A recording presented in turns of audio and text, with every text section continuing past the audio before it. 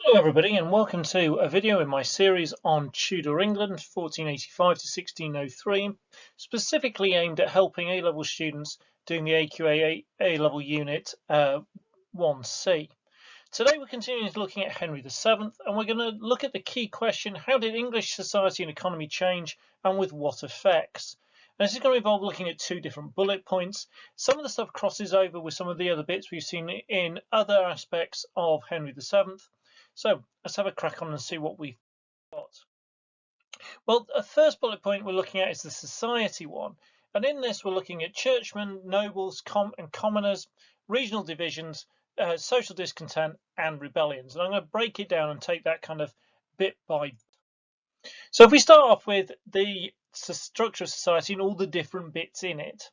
Well, first of all, we've got England that is growing at this point. I mean, the numbers will look ridiculously small to you. So in 1430, there was 2.1 million people living in England. By 1522, it was 2.3 million. This is the beginning of an absolute explosion in population. Now, that affects the other Tudors more than it does Henry VII, because the rapid rise comes a bit later. If you go all the way forward to around the time of the English Civil War, you're looking at population of getting up to 5.2 million. So that has well over doubled from what it was in 1430.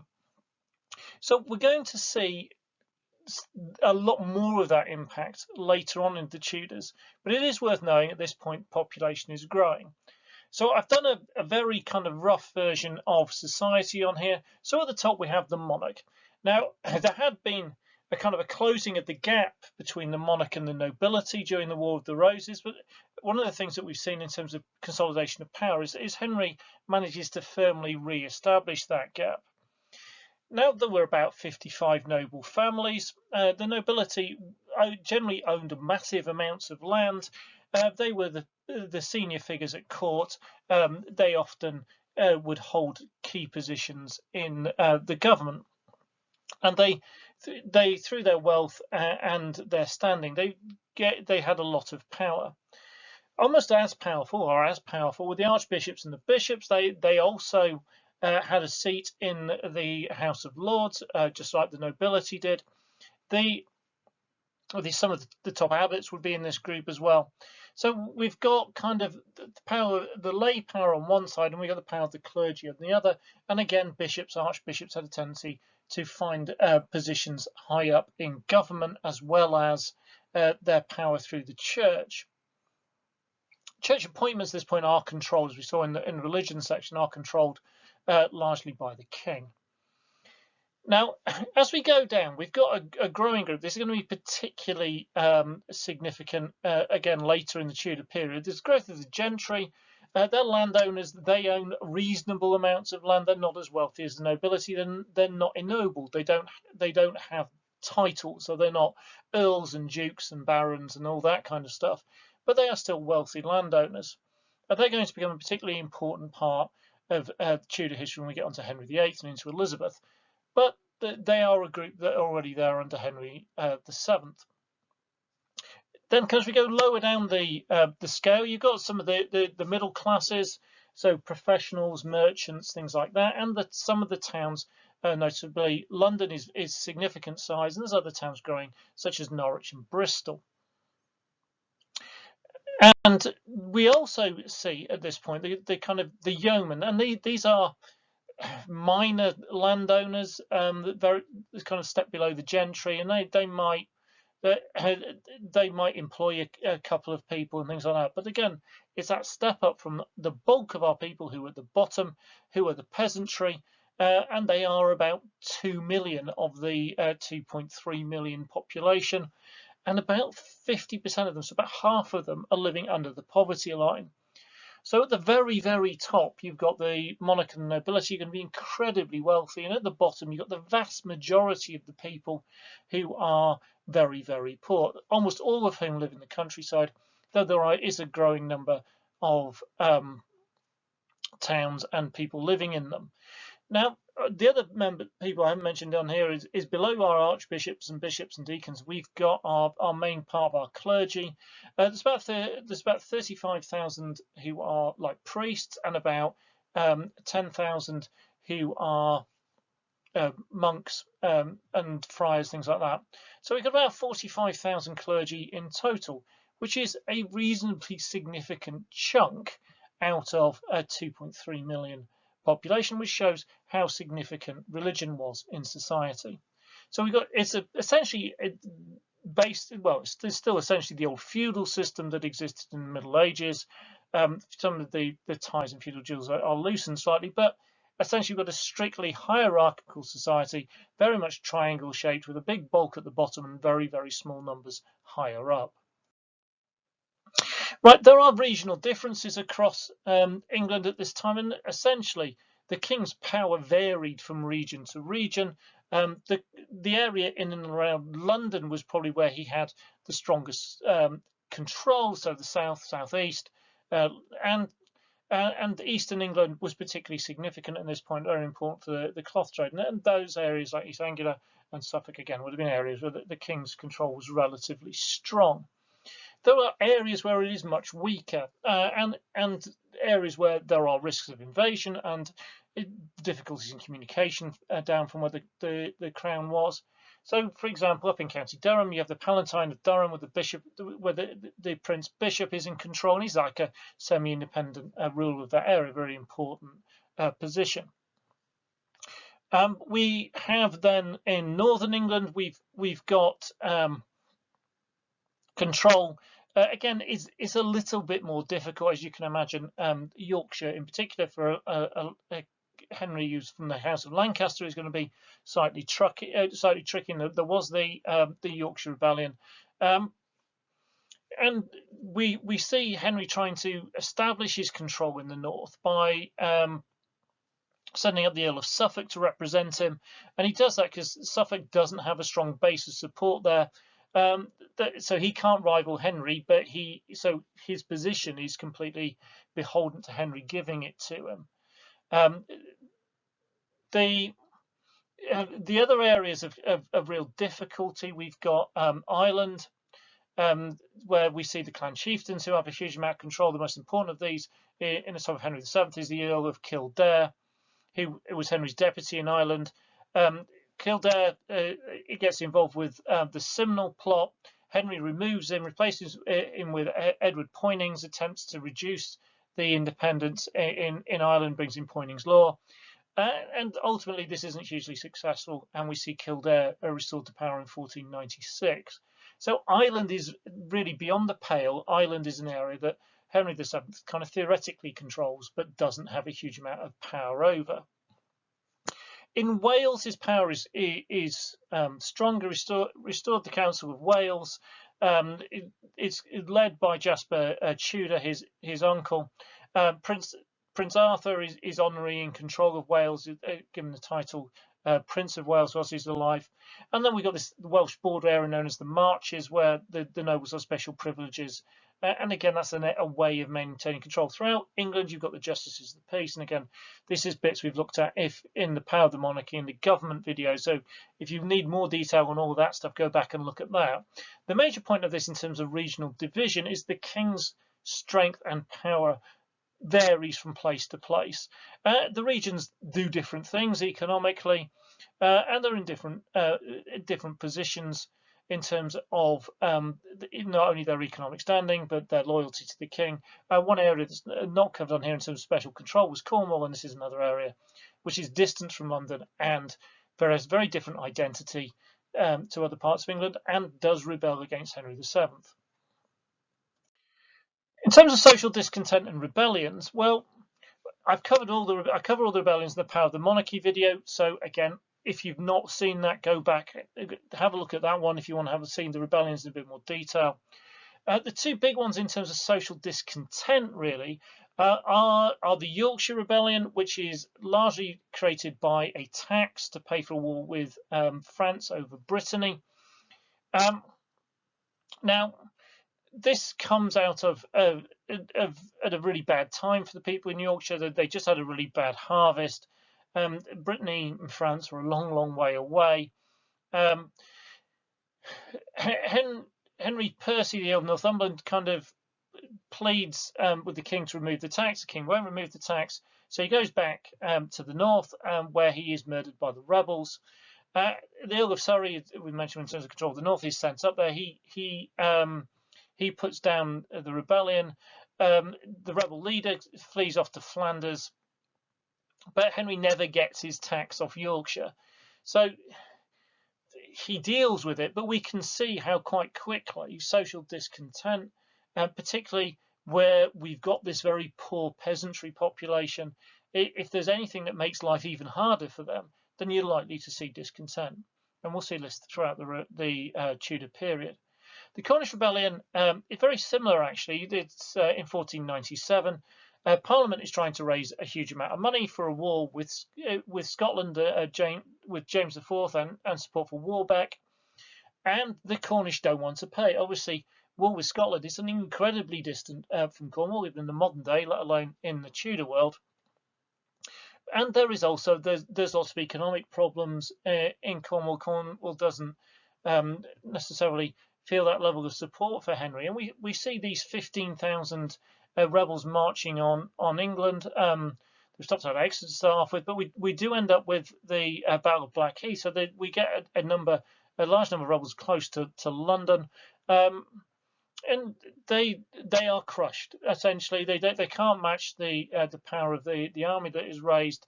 There's over 1,000 rebels killed, and the leaders are beheaded. So Henry manages to put down the rebellions, but this does suggest to us that not all is well in England at this point in time. There is a degree of social discontent, and as soon as the crown starts trying to extract taxes out of people, it gets a negative response. Right, so we're going to move on to the second of the bullet points: economic development, trade, exploration, prosperity, and depression. I'm going to look at all these separate bits. So, with agriculture, that is our starting point, because that is what the vast majority of the economy is. So economies back at this stage in history are very different from what we think of today, and they are largely based on produce. And what most people are doing in the country, they're working on the land, and they're trying to produce enough food so they can eat, and so aren't necessarily hugely active in the economy as we would consider it. We saw on our structure that there's the people at the top, the nobility, the gentry, the archbishops, bishops, and to a lesser degree the yeoman farmers, who are making money out of this, but most people aren't. The big development in agriculture at this period of time is a movement from the old open field system, where peasants would be kind of given strips of land, and the people would decide what was going to be grown in each field every year, and it would be rotated round. And that was starting to decline. And one of the things that some landowners started to do was they started to enclose their land. This is when the fields had fences or hedges put around them, and often they were changed from growing crops to keeping sheep. And this links in with what we're going to look at with trade and industry, because the biggest industry in England at this point in time is the cloth industry. And for the cloth industry, which is based on wool, you needed sheep. Now, there is a lot of anger throughout the Tudor period about enclosure, but historical research suggests to us at this time that enclosure is not enormously widespread. It happens most in the Midlands, but again, only 3% of land was being enclosed. There were families being evicted. There were people becoming vagabonds and wandering the highways of England, and going from village to village and town to town, potentially causing problems.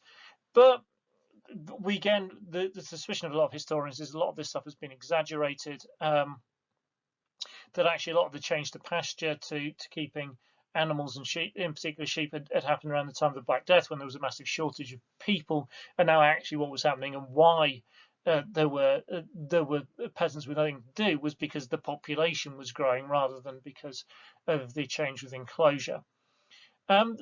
Parliament can be seen, and Henry can be seen as acting against enclosure. There's a very specific law in 1489 aimed at the Isle of Wight. Isle of Wight is really strategically important for England, being just off the south coast, and so they don't want to see depopulation there, because they need it to be secure in case of potential invasion. So that's why they might be specifically acting there, where the number of population there seems to be going down. The second law was a lot more general, and they were worried about landless people wandering around and causing trouble. And it stopped the destruction of houses that had land attached to them, but it didn't actually contain the word enclosure, so it isn't hugely effective. In terms of industry, the only one that's really worth knowing about with any kind of great detail is the cloth industry, because that's 90% of England's exports. We see during the reign of Henry VII a 60% increase in cloth exports, so we can see this as a degree of success. But even then, bear in mind, this is the biggest industry. We've got 1.3% of the population working it in full time. There are many more than that working it in part time, but it shows the dominance of agriculture. Cloth exports to the Hanseatic League, which is in Germany, that increased by fivefold in the years 1400 to 1500. So it is an increasingly important part of the English economy. We see other things, for example, things being mined around England. So there's tin mines in Cornwall, lead mines in the Pennines, coal mined up in Northumberland and Durham. Very little of this is exported. Most of it's used domestically. For example, only 20% of Newcastle's coal was exported. Most of that went to London. There was a little bit of trade to Germany and the Netherlands. Henry sponsored a building of a blast furnace down in Kent at the time of the Scottish War. But when it came to metallurgy and mining, other areas of Europe, around what we now know as Germany, were far ahead. Right, in terms of trade, well, there's lots that happen. There's the Navigation Acts, which tried to stop the use of foreign ships. Crews on ships had to be at least 50% English. But the key bit on this is where English ships are available, and there were very few English ships. I think at the start of Henry's reign was about 7. It dropped down to 5. So there was a huge reliance on foreign ships, and over 50% of English trade was still leaving England on foreign ships. We see an embargo placed on English trade by France when Henry VII backed the Bretons against him. Henry's trying to gain control of the cloth industry, banning foreign merchants from exporting unfinished cloth. So all the finishing of the cloth generates work in England in 1487 as well. Treaty of Etaples, we see relations improving with France, which then helped lead to the ending of the embargo in 1495. We see, ending the Etaples starts the ending of the embargo, all restrictions going 1495. We see, again, problems with Burgundy in 1493, an embargo on Burgundy in terms of trade. Intercursus Magnus brings about free trade with all of Burgundy apart from Flanders. 1498, we see an end to the privilege in terms of control of bullion being exported from England, falling to the Hanseatic League. So again, England trying to gain a bit more control of its trade and industry, but that will be undone when they try and get hold of the Earl of Suffolk, which kind of shows political considerations overriding trade considerations at this point in time. Intercursus Malus allowed English cloth to be exported without duty, but this was such a generous gift, this treaty, that it was reversed a year later. So in terms of trade, Henry is involved in stuff. There is definitively degrees of progress in here. There are problems at various points in time. There was a particular issue with the embargo in 1493, and that there was a difficulty with the cloth industry in that period. Right, so exploration. Well, this is the great age of exploration, and England does get in on the act slightly. There's one big ship that is missed, which is Christopher Columbus, which Henry VII failed to give patronage to. But again, it might not have been Henry, it might have been his council that acted against it. Henry seemed to show a degree of interest in exploration. So John Cabot, an Italian sailor, he gets support in 1495 from Henry. He seems to think he can go around America and get to the Far East. And he does it by sailing really far north. He finds land eventually in 1497. We think it's Newfoundland, but again, lots of cod in the sea, very, very cold. And Cabot dies on his return journey. But this does show Henry's interest in exploration and willing to invest in it. And then his son Sebastian come up. Henry backs him. He sought passage kind of around or through America to Asia. He thought he discovered a new channel. We think it was probably the Hudson Strait, so around New York. Doesn't go all the way through to China, obviously. Colbert went out, did his exploring, came back. But by the time he came back, Henry VII was dead. And Henry VII's patronage had given England greater knowledge of North America than probably any other European states. But England's interest in North America kind of dies off during the reign of Henry VIII and only really comes back under Elizabeth. So, last bit of this, prosperity and depression. Well, this is actually a relatively stable time in English economic history. Largely because we've seen the end of the War of the Roses, which means we haven't got the tumultuous internal wars, which is so damaging to the economy and to trade and to the stability for the population. The population is also growing, and this is helping a degree of economic activity. We've seen that there is growth in the cloth trade, and that is stimulating the economy. And then the other bit, which is really important and really significant in terms of Tudor period, is prices were fairly stable. Now, when we do Henry VIII and when you do the mid-Tudor period and when you do Elizabeth, one of the things you'll see is really, really bad problems with inflation. But in the time of Henry VII, prices were fairly steady. And what this meant was that the peasants and urban workers were probably better off in this period, especially the 1490s and the following decade, than they were in any other time in Tudor history. So low inflation, stable economy, lack of significant war. It is a pretty good time economically for the English. Depressions, you would get kind of many local little depressions at different times, economic difficulties. Things were particularly bad when there was anything that disrupted normal economic life. So, for example, a trade embargo in 1493, coupled with a bad harvest, caused probably the most widespread economic difficulty through this time. And that led the cloth trade went into a depression from 1493 to 1496, and particularly the export price of wool fell during that period. So it's not all completely rosy, but it is pretty solid.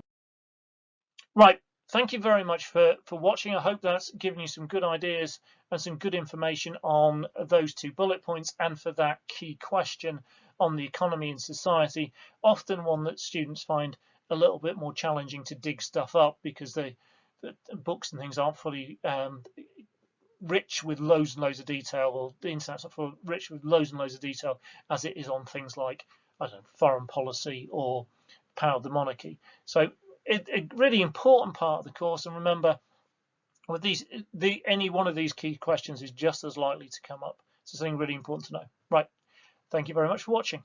Don't forget to like, don't forget to subscribe, and please leave me some comments. Thank you very much.